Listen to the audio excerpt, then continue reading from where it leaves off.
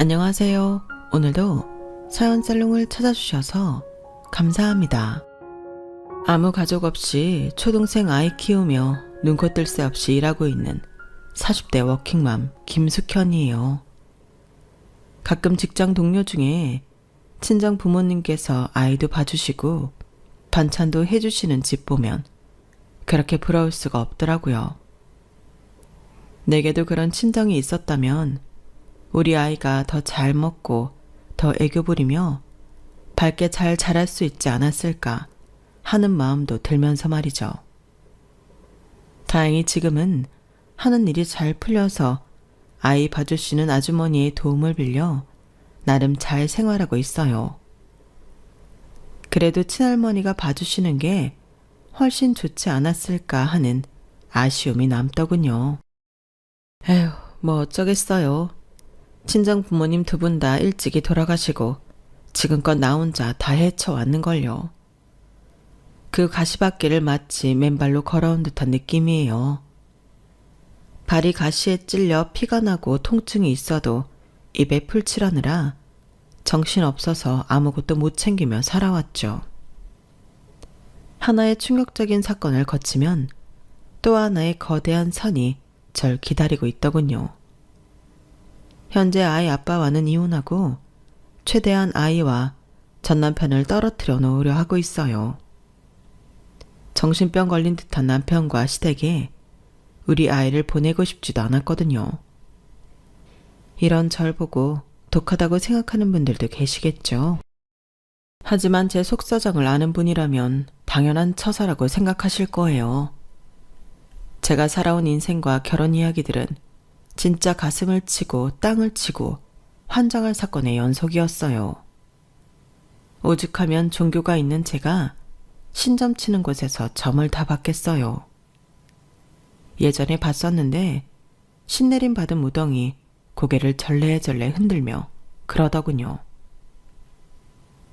아이쿠야, 이건 뭐야? 뭐 이런 팍팍한 여자가 다 있나? 40대 초반까지는 남들이 인생 살면서 한 번도 겪어보지 못한 일들을 줄줄이 비엔나로 다 겪겠네. 참네. 부모 복 없고 남자 복 없어서 결혼해봤자 튕겨 나올 팔자니까 그냥 평생 혼자 살아. 그래도 자식 복 있고 일 복 있으니 평생 일만 하면서 말이야. 에휴, 불쌍해서 돈도 못 받겠다. 자, 복돈 다시 가져가. 이 돈이면 나 오늘 먹은 점심 다 채야겠다. 챙겨간 점사비를 돌려받아서 기분이 좋아야 할지 아님 이렇게 깨름직한 점괘에 허탈해해야 할지 모르겠더라고요. 근데 지금 생각하면 그때 점괘가 맞아 떨어진 것 같아 신기하기도 합니다. 지질이 복도 없는 년이었거든요, 제가. 아직 40대밖에 안 됐지만 제가 살아온 기구한 인생을 한번 간접 경험해 보시겠어요? 사연살롱 여러분들께 낱낱이 구해볼게요. 억울한 제 사연 들으시고 제 마음을 좀 헤아려 주시면 힐링이 될 것 같아서요. 그럼 지금부터 시작할게요. 자식 많고 다복한 가정을 꿈꾸셨던 저희 엄마는 불행히도 몸이 약해 외동딸인 저만 낳고 자궁을 드러내셨다고 해요. 엄마가 어린 나이에 절 낳으셨기에 20대 중반에 자궁을 드러내야 했던 엄마의 심정이 잘 헤아려지지도 않네요. 건강은 자기 마음대로 안 되는 거잖아요.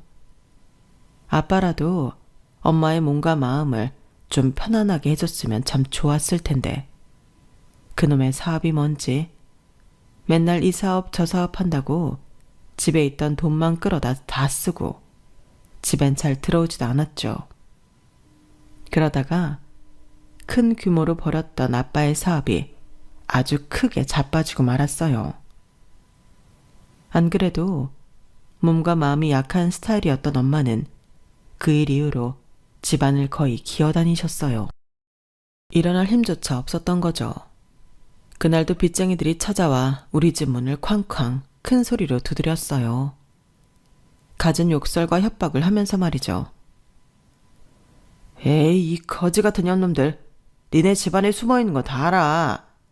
돈이 없으면 몸으로라도 때워야 할 거 아니야. 신체 포기각서 썼던 거 기억 안 나? 지금 당장 이 문 안 열면 우리가 다 부셔버릴 거야. 초등학생이었던 저와 엄마는 덜덜 떨며 집안에 쥐 죽은 듯이 있을 수밖에 없었어요. 그때의 공포가 생생히 기억나네요. 그런데 더 무서운 일이 벌어졌어요. 엄마가 갑자기 심장을 부여잡고 뒤로 쓰러지신 거예요. 엄마 왜 이래? 누가 우리 엄마 좀 살려주세요. 엄마. 전 급한 마음에 그 사채업자들에게라도 도움을 청하려 문을 열어줬어요. 그러나 그 사람 같지도 않은 아저씨들은 전혀 도움이 되지 않더군요. 뭐야? 지금 자빠져서 쇼하는 거야? 쓰러진 척하면 내가 갚을 돈이라도 깎아줄까봐? 어림도 없지. 이자까지 다 받아낼 거라고. 남의 돈 함부로 쓰고 쌩 쇼나하고 자빠져 있고 니네 아빠는 어디 갔어? 이거 다 니네 아빠 때문에 벌어진 일이다. 알지? 전 그들에게 도움을 받는 걸 포기하고는 얼른 119에 전화를 걸었어요. TV에서 본 것처럼 엄마 가슴을 쿵쿵 내리치며 심폐소생술도 해보면서 말이죠. 그렇게 병원으로 갔지만 엄마는 깨어나지 못하고 떠나버렸어요. 아빠의 행방은 오리무중이었으니 먼 친척 삼촌의 도움을 받아 엄마의 장례를 치러드렸죠. 정확히 말하면 화장하는 비용 정도만 대주셨어요. 장례식까지는 우리 형편의 사치였기 때문이에요. 그게 지금까지도 제 마음속에 한으로 남아있어요. 우리 엄마 마지막 가는 길도 제대로 못 챙겨드렸다는 게 평생 천추의 한이네요. 그 후로도 아빠는 집에 돌아오지 못했어요. 아마 빚쟁이들이 진을 치고 있어서 더 그랬겠죠. 몇 개월 뒤에나 아빠가 집에 들어왔고 엄마를 찾더군요. 여보, 나왔어. 숙현 엄마, 어딨어? 전 원망 섞인 눈으로 아빠를 보며 말했어요. 지금 와서 엄마를 왜 찾아? 엄마 죽었어. 이게 다 아빠 때문이야. 우리 엄마 살려내. 그게 무슨 말이냐, 숙현아. 네 엄마가 왜 죽어? 여보. 아빠는 그래도 그 후로 정신을 차리고 아직 초등학생이던 절 돌보려 노력하시더군요. 사업 벌이기 좋아하던 사업병은 엄마의 죽음 이후로 고쳐져서 정화조 푸는 일, 건설 현장 노가다, 지하철 화장실 청소, 목욕탕 때밀이 등 닥치는 대로 일을 하셨어요. 아빠의 그런 모습에 전 더 이상 아빠를 원망할 수도 없었어요. 아빠는 살기 위해 또 절 양육하기 위해 몸을 갈아 넣는 게 보였거든요. 돈이 뭔지 진짜 돈이 왼수인 것 같아요.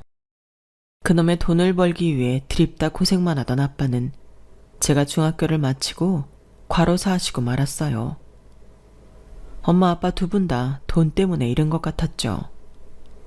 가슴을 치고 통탄하며 미친 듯이 엉엉 울어봐도 세상은 똑같았어요. 제게 세상은 전쟁터 같은 느낌이었죠. 우리 부모님을 잡아먹은 꼴도 보기 싫은 돈이었지만 그래도 당장 내 배때기에 빵이라도 한 조각 넣어야 하루를 버틸 수 있었기에 어떻게든 돈을 벌어야 했죠. 전 인문계 고등학교에 진학하고 싶은 마음을 잡고 여상에 들어가 바로 취업 준비에 돌입했어요. 그래도 아빠가 개고생해서 모아놓은 현금으로 고등학교 생활은 연명할 수 있었어요. 물론 각종 알바도 병행하면서 말이죠. 여상을 졸업함과 동시에 아주 작은 중소기업에 취직했어요. 워낙 작은 회사였기에 니 일 내일 할 거 없이 한 명이 많은 일을 처리해야 했어요. 진짜 정신 없었는데 아무것도 모르는 절 옆자리에 앉은 40대 남자 과장님이 많이 가르쳐 주었어요. 정말 고맙더군요. 일하느라 정신 없었기에 서로 사적인 이야기를 나눌 시간도 없었어요. 그렇게 열심히 일을 했건만 우리의 힘으론 역부족이었는지 회사는 점점 기울어져 갔고 급기야 돌려막기 하던 어음이 빵 터지고 말았어요. 그런데 가장 중요한 사장님이 잠적을 해서 연락이 안 되더군요. 우리 직원들은 다 멘붕이었죠. 결국 몇 개월치의 월급을 받지도 못한 채 어쩔 수 없이 퇴사할 수밖에 없었어요. 돈도 없는 제가 갑자기 백수가 되니 두렵기까지 하더군요. 열심히 이곳저곳 이력서를 넣어보았지만 대학 졸업장도 없고 내세울 경력도 없는 제가 들어갈 수 있는 회사는 많지 않더군요. 그때 전 회사에서 절 많이 도와줬던 40대 과장님으로부터 전화가 왔어요. 숙현 씨, 혹시 지금 직장 찾는 중이면 내가 새로 입사한 곳에서 일해볼 생각 없어요? 마침 격리 자리가 하나 나서 연락해봤어요. 제게는 정말 한 줄기 빛과도 같은 은혜로운 제안이었어요. 묻지도 따지지도 않고 바로 달려가서 면접 보고 통과하여 일하게 되었죠. 40대 과장님의 이름은 임민재였어요. 새로운 회사에서도 같은 직책이었기에 임 과장님이라 부르며 일도 많이 배우고 가깝게 지냈죠. 날 취직시켜줬다는 감사함에 충성을 다했거든요. 어느 날은 같이 저녁 한번 먹자고 하더라고요. 월급도 받았겠다. 제가 밥을 사야겠다는 마음을 먹고 나갔죠. 숙현 씨, 이제 고맙다는 말은 그만해도 돼요. 한 1000번쯤 들은 것 같아요. 그리고 내가 이 회사 사장이어서 내가 숙현 씨를 뽑아준 것도 아닌데 벌 그렇게 충성을 다하시나요? 그냥 편하게 해도 돼요. 아닙니다, 임 과장님. 가족도 없이 홀로 지내며 제가 생활할 돈은 스스로 벌어야 하는 입장인데 갑자기 백수가 돼버리니 앞이 깜깜했거든요. 좋은 직장 연결해 주셔서 진짜 감사드려요. 오늘 밥이든 커피든 술이든 다 제가 살게요. 월급도 받았으니까 말이죠. 그리고 앞으로 뭐 부탁하실 일 있으시면 다 말씀하세요. 제가 최대한 노력해 볼게요. 숙현 씨 참 재밌는 분이네요. 아무렴 제가 숙현 씨보다 돈이 조금이라도 많지 않겠어요? 오늘은 제가 다 살 테니 마음 놓고 드세요. 그런데 부탁할 일 있으면 다 말하라고요? 진짜 말해도 돼요? 좀 어렵고 난감한 부탁이긴 한데. 괜찮습니다, 과장님. 편하게 말씀하세요. 숙현 씨, 전에 남자친구 없다고 했죠? 그럼 저랑 결혼하는 거 어때요? 순간 머리를 한 대 맞은 것처럼 띵했고 심장이 철렁하더군요. 영국 신사처럼 정말 젠틀하고 바르게 생긴 훤칠한 남자가 나보고 결혼하자니 그 말을 듣는 순간부터 임민재 이 남자가 진짜 이성으로 느껴졌어요. 20대 수처녀의 가슴에 불을 지핀 거죠. 지금 뭐라고 하셨어요? 결혼이요? 아직 미혼이시고 여자친구도 없으신 거예요? 맞아요. 와이프도 여자친구도 없어요. 근데 40이 넘어가니 집안에서 결혼할 여자 찾아오라고 난리세요. 지금껏 젊음 하나로 버텨왔는데 이제 40이 넘어가니 부모님의 성화에 더 버틸 자신도 없네요. 숙현 씨 처음 보는 순간 신부감으로 참 좋겠다는 생각을 했어요. 우리 거의 20살 차이 나죠? 나이 생각하면 제가 참 도둑놈이긴 한데 그래서 숙현 씨 의견에 전적으로 따를게요. 저의 결혼 제안이 싫다면 노 해도 상관없어요.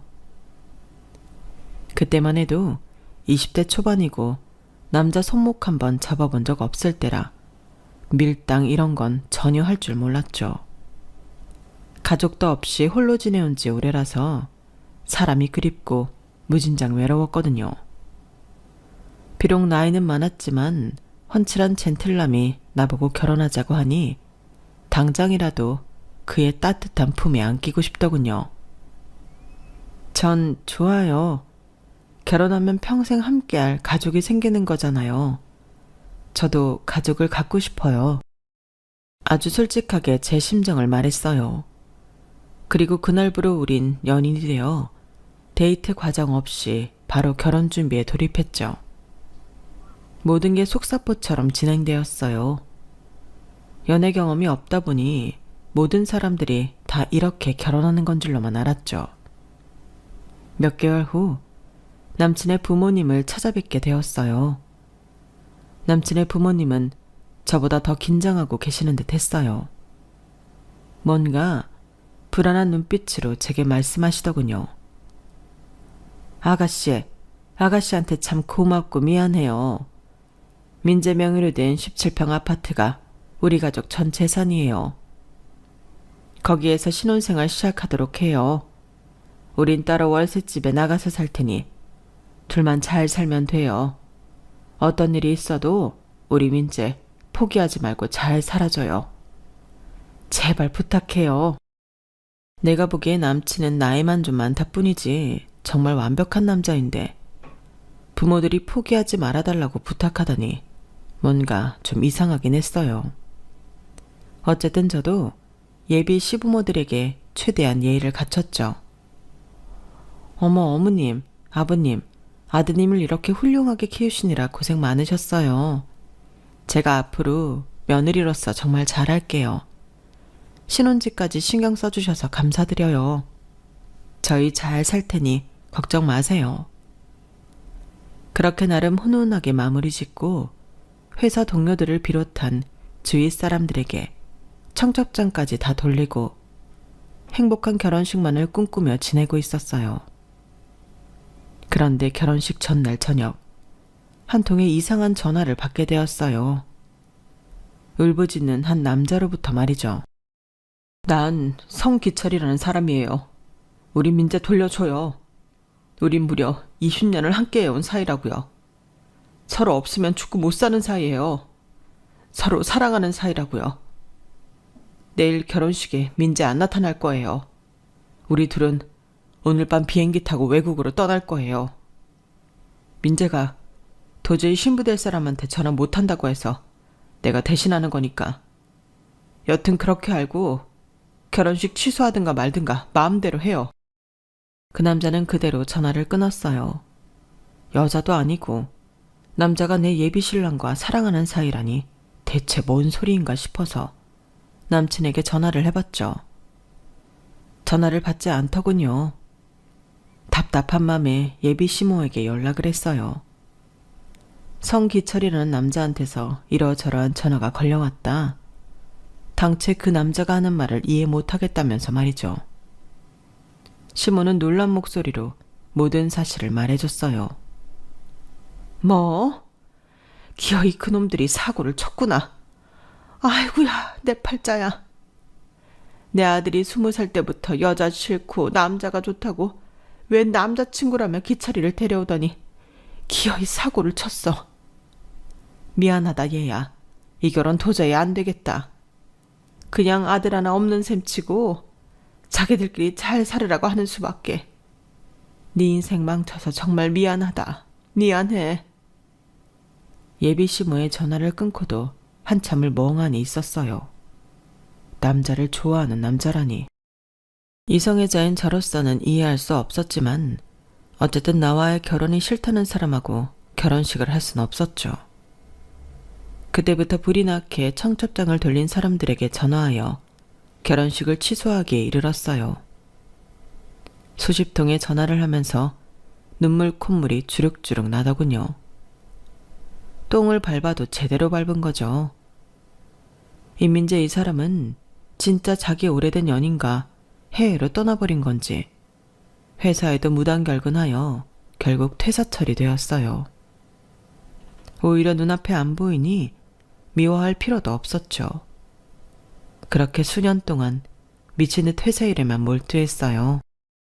내 인생에 남자는 없나 보다 하고 새로운 남자친구를 만드는 걸 시도조차 안 해본 채 일만 했죠. 어느덧 30대가 되고 회사 내에서 과장이 되어 승승장구하고 있었어요. 그때 영업팀 경력직으로 어떤 남자 과장이 새로 들어오더군요.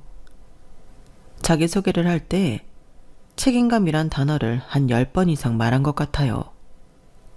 책임감 투철한 남자 박성춘이라면서 말이죠. 본인 업무에도 엄청난 책임감이 있어서 그랬는지 저와 일적으로 나를 세우던 날도 많았어요. 싸우다 정들었다는 말이 맞는 것 같아요.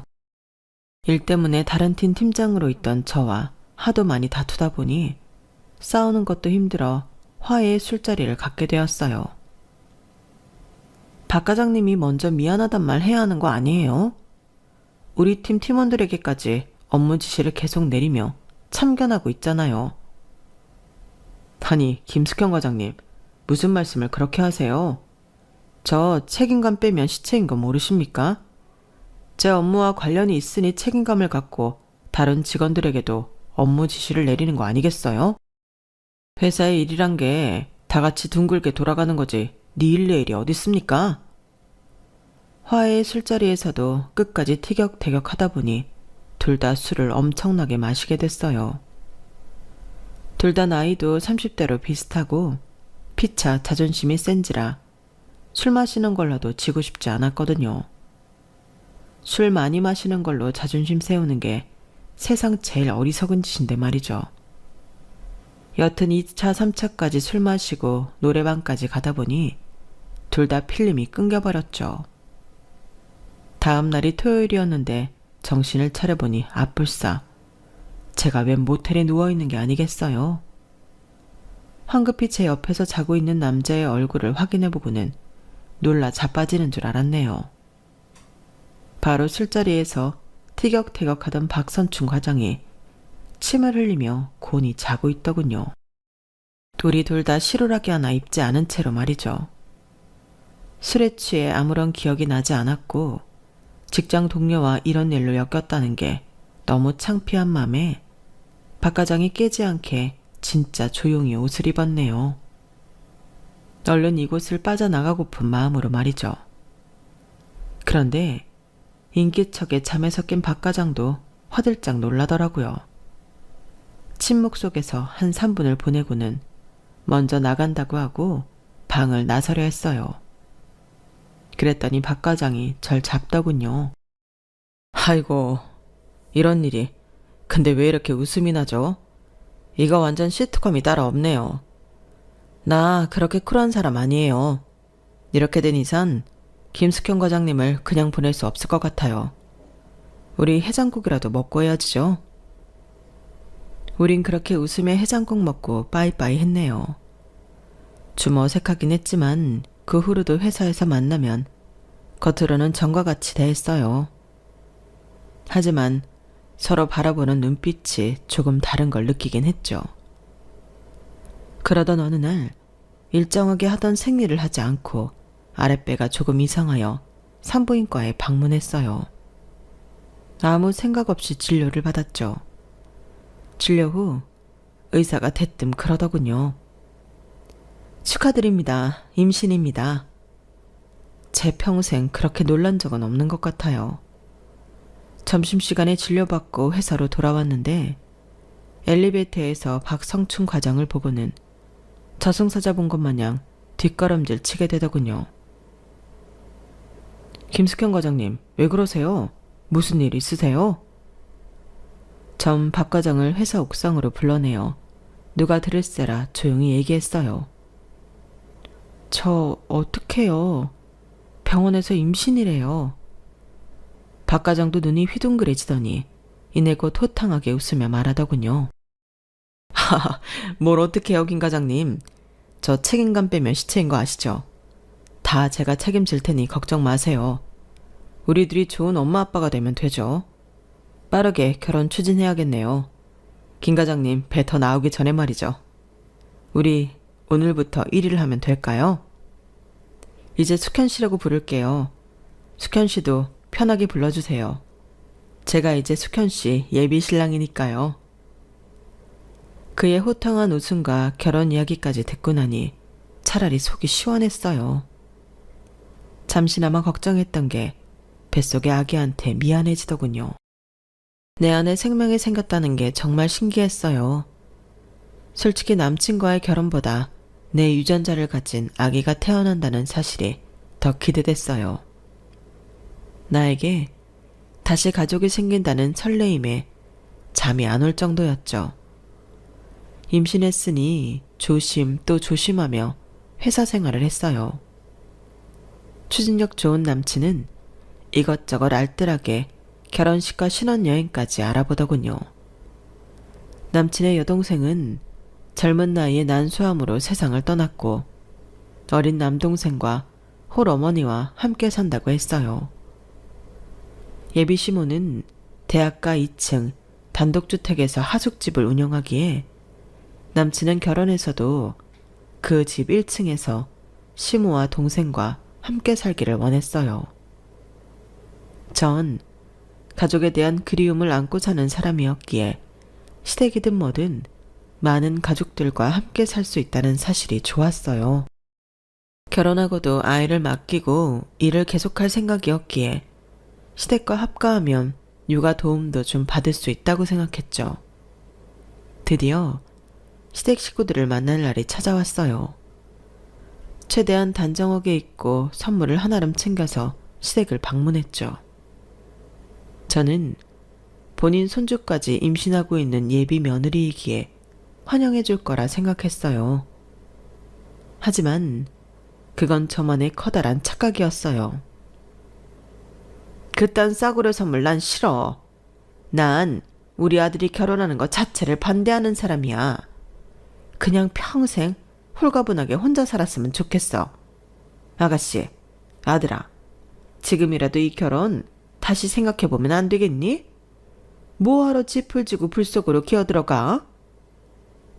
자기 아들이 결혼한다는 걸 이렇게까지 적극적으로 반대하는 부모는 처음이었어요. 남친과 딱 20살 차이 나는 젊은 시모라 그런가 보다 라고 이해하려 했지만 진지하게 반대하는 것 같아 마음이 조급해지더군요. 어머님, 제 뱃속에 성춘씨 아이가 자라고 있어요. 저희가 결혼 안 하면 이 아이는 어떻게 하나요? 결혼해서 성춘씨 행복하게 해주고 어머님께도 잘하겠습니다. 저희 믿고 지켜봐 주세요. 됐어. 임신이란 소리 듣기도 싫어.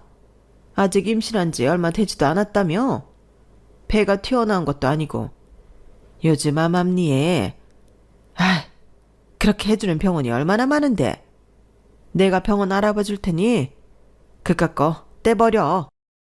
다른 건 다 참아도 저한테 너무나도 귀중한 뱃속 아기한테 막말하는 건 도저히 못 참겠더군요. 어머님, 왜 제 없는 뱃속 아기한테 그런 무례한 말씀을 하시는 거죠? 떼긴 뭘 떼요? 입장 바꿔놓고 생각해보세요.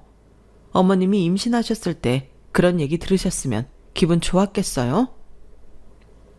제가 흥분하며 화내자 남친이 상황을 진정시키기 위해 갖은 애를 쓰더군요. 자자, 진정들 하세요.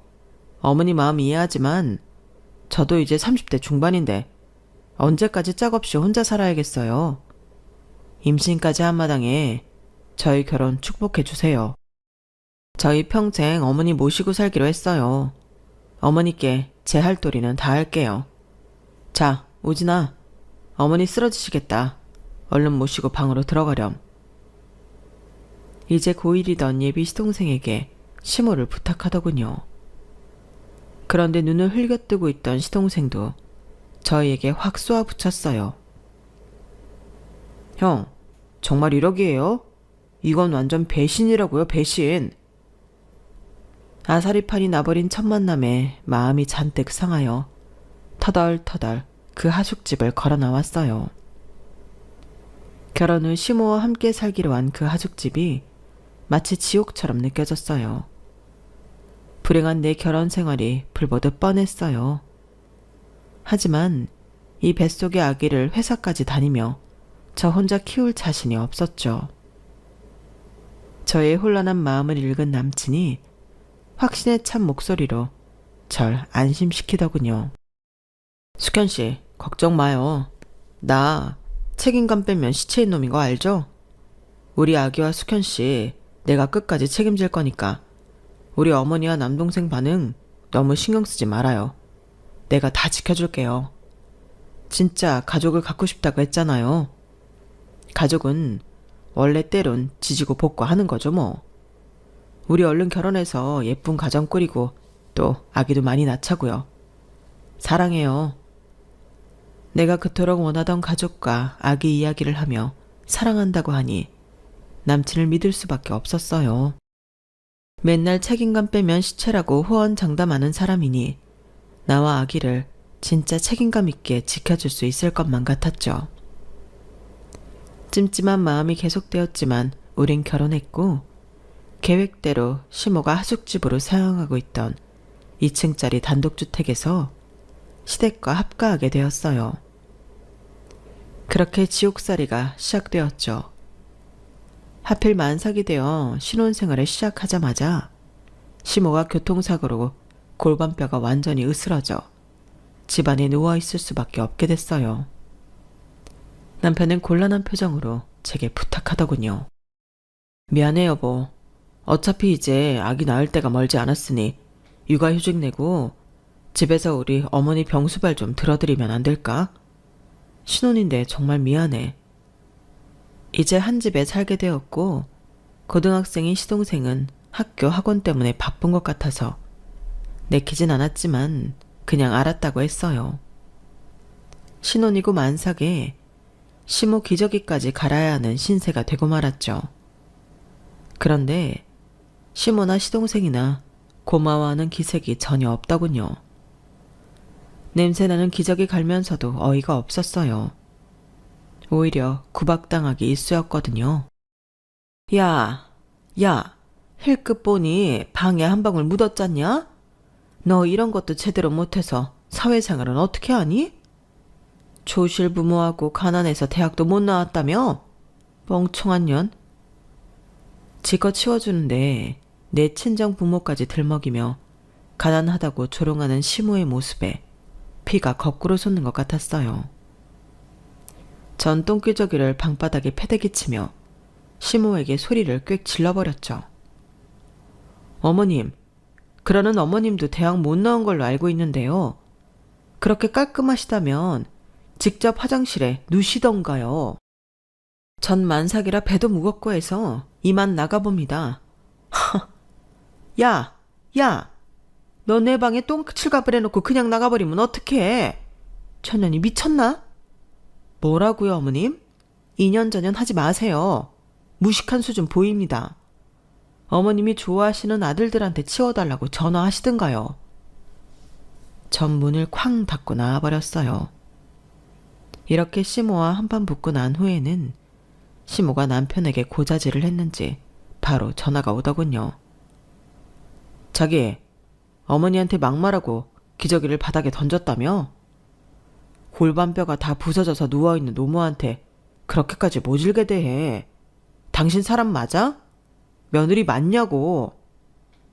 뭐? 2년 전연하며 사람 취급 안 한 게 누군데. 나 며느리는커녕 파출부 대접도 못 받고 시집살이 하고 있어. 당신 그렇게 효자인 줄 알았다면 나 이 결혼 안 하고 아기 혼자 키우며 살았을 거야. 그리고 50대 젊은 시어머니가 무슨 노모야? 만삭인데 시어머니 똥기저귀 치워야 하는 내가 더 불쌍하다. 가뜩이나 임신해서 눈물도 많아졌는데 말도 안 되는 시댁살이와 시모 편만 드는 남편의 반응에 서러워 눈물이 왈칵 쏟아지더군요. 우리 친정 부모님이라도 살아계셨다면 어디 가서 하소연이라도 할 텐데. 하늘의 별이 됐을 우리 엄마 아빠가 너무너무 보고 싶었죠.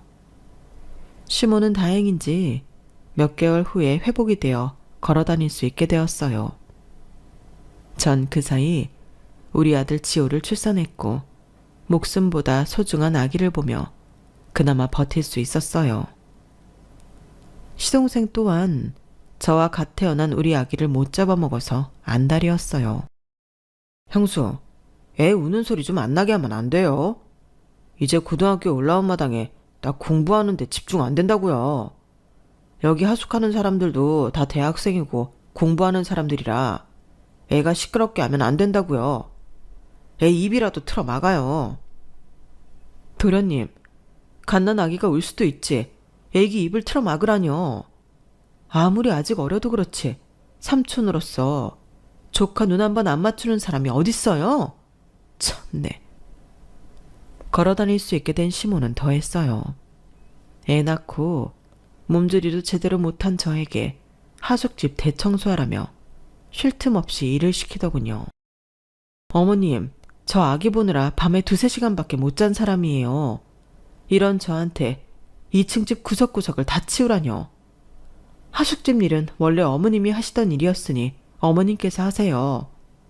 저 더 이상 못 움직여요. 쓰러질 것 같다고요. 뭐야? 어디서 저런 버릇없는 년을 데리고 와서리? 너 내가 우스워 보이냐? 네 남편도 회사 나간 마당에 너 나랑 한판 붙을래? 이 시모가 갑자기 제 머리를 확 붙잡고 늘어지는 게 아니겠어요? 전 너무 놀라서 시모를 밀치고는 아기가 자고 있는 방으로 들어와 방문을 걸어 잠갔죠. 말로만 구박하던 시모가 이젠 폭력까지 행사하다니 더 이상 그 집에서 살 수 없다고 생각했어요. 남편에게 당장 전화를 걸었죠. 잔뜩 짜증 섞인 목소리로 받더군요. 지금 방금 당신 어머니가 내 머리채를 잡았어. 우리 당장 분가해. 이렇게는 못 살아. 아씨, 나 오늘부로 퇴사하는 마당에 집안일로 또 전화하는 거야? 아. 육아휴직하고 있는 마당에 남편이 퇴사한다니. 방금 전 시모와 있었던 일은 아무것도 생각나지 않고 남편 퇴사란 말에 가슴이 철렁했어요. 뭐? 퇴사? 왜 갑자기 퇴사야? 회사에서 잘렸어? 잘리긴 이 박성춘이가 잘릴 사람이야? 나 사업하려고 꽤 오랜 시간 나 혼자 준비해온 거야. 걱정 마. 책임감 하나로 밀어붙일 테니. 우리 식구들 돈방석에 안게 해줄게. 조금만 기다려. 친정아빠가 사업병에 걸려 맨날 사업한다고 집안 살림 다 말아먹고 우리 엄마까지 죽게 한 게 생각나 사지가 떨리더군요. 자기야, 지호 아빠 잘 다니던 회사를 왜 때려치고 그래? 얼른 가서 다시 다닌다고 해. 제발 사업 같은 거 하지 말라고. 하지만 추진력 강한 남편은 제 말 따위는 귓등으로 안 들었어요. 사업한다고 집안에 들어앉아 애도 안 보고 매일 여기저기 전화를 하더군요. 몰래 들어보면 맨날 여기저기서 돈 빌리는 전화였어요. 한심하기 짝이 없었죠. 어쩔 수 없이 채 100일도 안 된 아기를 집 근처 어린이집에 맡겨놓고 전 다시 일터로 나가야 했어요.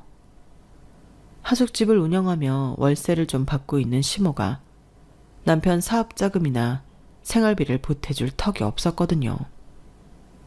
심지어 친할머니로서 우리 지호에 대한 애정도 없어 보여서 아기를 맡길 수 없는 노릇이었죠. 그런 시모가 아주 끔찍이 챙기는 날은 바로 남편의 죽은 여동생의 제삿날이었어요. 20대에 난소암으로 사망했다는 시누이가 불쌍하게 느껴져 저도 최대한 신경 쓰려 했어요.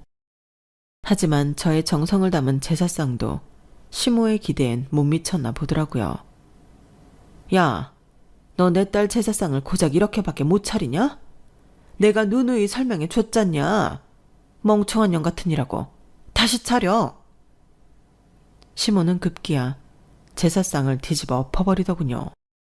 회사 다니며 애까지 보느라 기진맥진한 채로 차린 상을 엎어버리다니 너무 화가 났어요.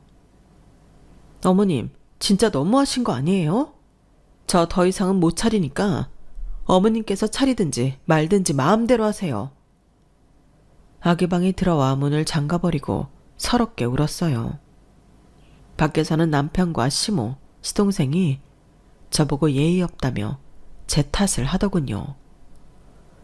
그 3명이 한 팀 같았고 제 편을 들어주는 사람은 우리 아기밖에 없는 것 같이 느껴졌어요.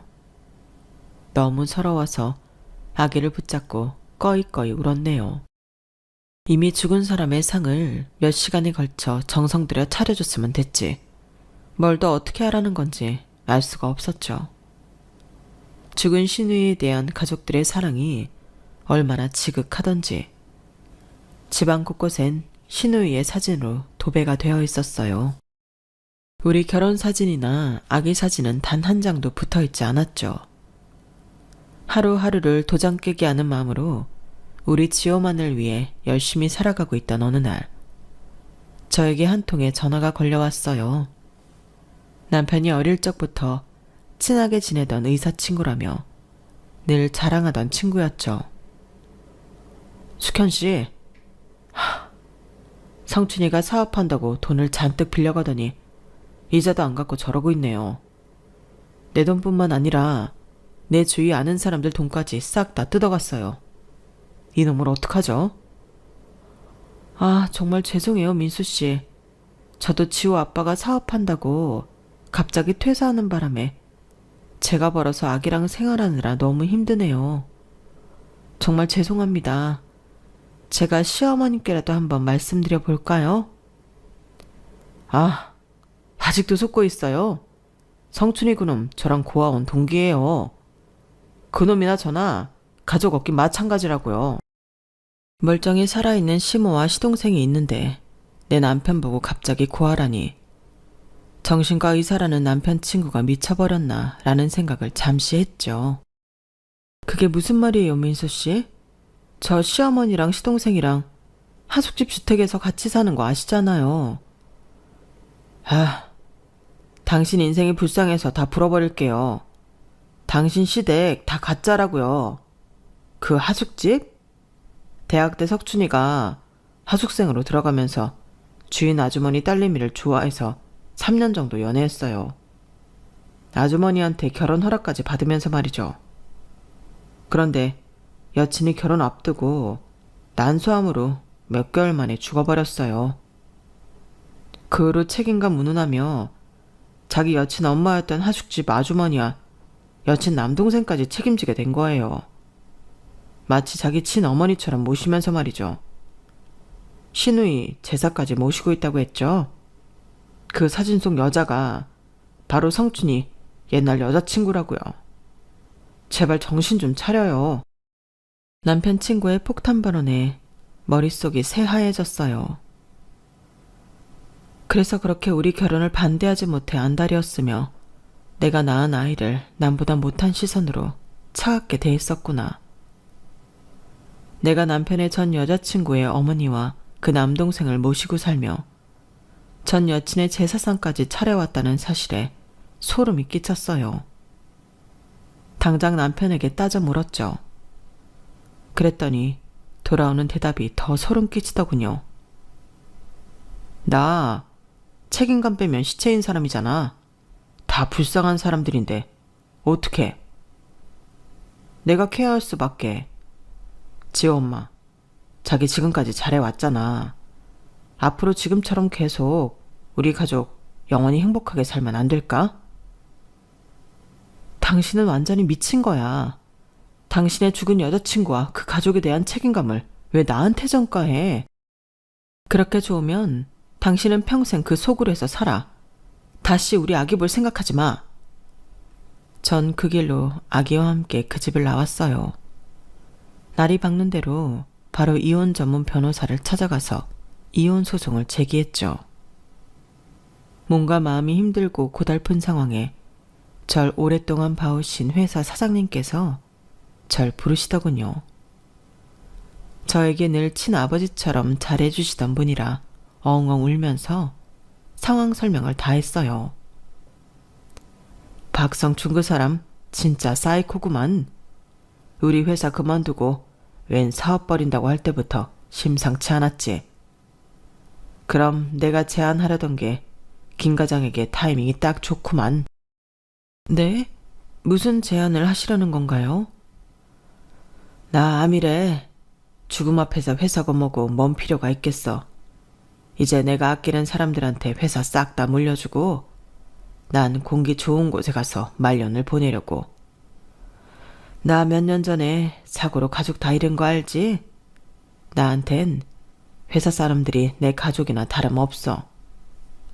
김 과장을 거의 20년 동안이나 봐온 결과 내가 충분히 믿을 만한 사람이니 앞으로 이 회사의 중책을 맡아주게나. 연봉은 최고 대우로 책정할 테니 말이야. 사람이 죽으라는 법은 없구나 라는 생각이 들더군요. 감사하고 또 감사하는 마음으로 회사의 높은 직책에 올라 열심히 일하며 고연봉을 받게 되었죠. 전 남편에 대한 이혼 소송은 계속 진행 중입니다. 제가 시댁 소굴에서 고생한 거 생각하면 아직도 분이 풀리지 않아서 자다가도 벌떡 깨요. 전 남편이 현재 돈이 있건 없건 내가 고생한 대가 다 뜯어낼 거예요. 우리 지호도 최대한 남편 안 보여줄 거고요. 남편이 제정신이 아니라고 생각하기 때문이에요. 하긴 사업한다고 정신 팔려서 아기 찾지도 않는 매정한 사람이네요.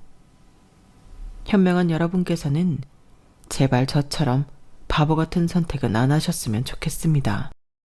한 번의 잘못된 선택으로 나락으로 떨어질 수도 있으니까요. 결혼은 일륜지대사라는 옛말, 틀린 거 하나 없는 것 같아요. 결혼을 앞두고 있는 분들이나 며느리, 사위 드리려는 분들은 두 눈 크게 뜨고 좋은 사람인지 아닌지 찬찬히 뜯어보세요. 괜히 큰 소리 땅땅 치는 사람 치고 괜찮은 사람 못 봤습니다. 엑스레이 찍듯이 속을 다 들여다보시고 잘 판단하시길 바랄게요. 제 이야기는 여기까지입니다. 제가 잘 살아갈 수 있도록 용기를 주세요. 그럼 다들 행복하세요. 여러분께서 늘 행복하게 사셨으면 좋겠네요. 저도 우리 지호와 앞으로 꽃길만을 걷길 바라봅니다. 모두들 건강하세요. 여러분, 사연 댓글에 응원과 현명한 조언 부탁드려요. 좋아요와 구독은 저에게 큰 힘이 됩니다. 오늘도 좋은 일 가득하세요.